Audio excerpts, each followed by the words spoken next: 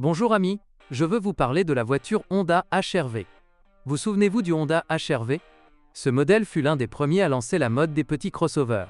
Mais à l'époque, les clients potentiels n'étaient pas encore préparés à un design aussi audacieux. Son nom, apparemment énigmatique, une fois déchiffré, fait sourire plus d'un. Le HR-V n'est rien d'autre qu'un véhicule de loisirs hybride, ou plus simplement, une voiture de tourisme polyvalente. Son fonctionnement est-il aussi idyllique que son nom? Le style audacieux du Honda HR-V laisse entrevoir quelque chose de petit, mais de dynamique, caché sous le capot. Malheureusement, ce n'est qu'une façade.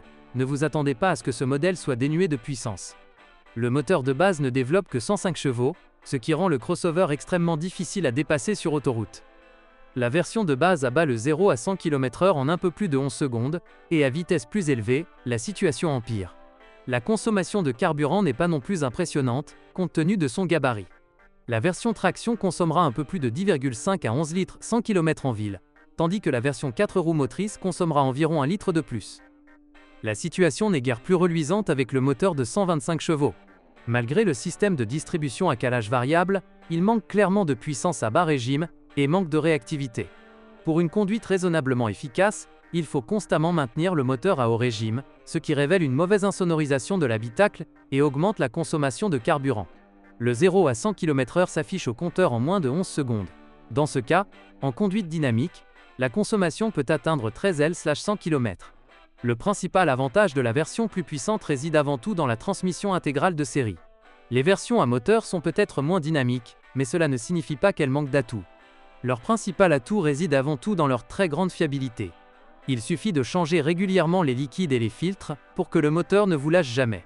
Il est également important de penser à entretenir régulièrement la courroie de distribution et les accessoires tous les 120 000 km. Malheureusement, le système 4x4 fonctionne avec un retard important.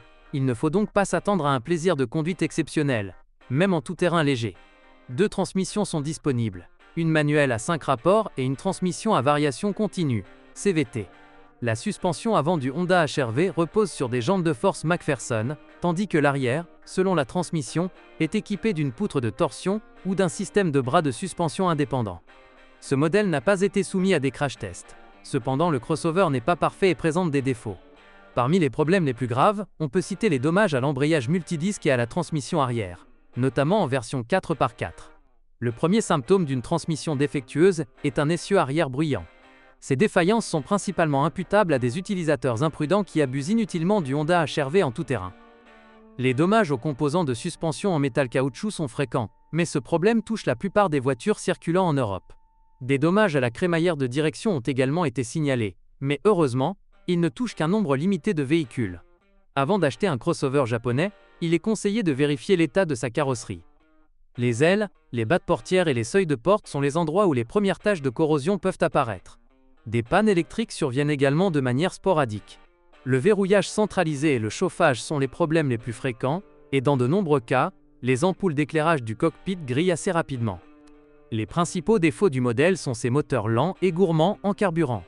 On lui reproche également un intérieur exigu et un coffre minuscule, qui ne contient que 285 litres. Parmi les autres inconvénients, on peut citer une mauvaise insonorisation de l'habitacle. Le moteur est insupportablement bruyant, surtout à haut régime, et des plastiques qui craquent à l'intérieur. Malgré quelques défauts, la voiture est parfaitement adaptée à la vie urbaine, et plaira à ceux qui préfèrent être assis plus haut. Grâce à une excellente visibilité, même garé, ce Honda HR-V, apparemment peu maniable, est un jeu d'enfant. Merci de votre écoute. N'oubliez pas de vous abonner et de noter ma vidéo. Si vous connaissez des problèmes avec cette voiture que je n'ai pas mentionné, n'hésitez pas à les partager dans les commentaires. Bonjour les amis. Vous cherchez une voiture d'occasion? Vous devez prêter attention au site web carm.pro. Carm.pro est grand catalogue de voitures, moteurs, boîtes de vitesse. Et le meilleur, c'est que vous pouvez trouver des informations sur les pannes de n'importe quelle pièce. Complètement gratuit. Allez sur le site web carm.pro et découvrez tous les éventuels points faibles des voitures d'occasion.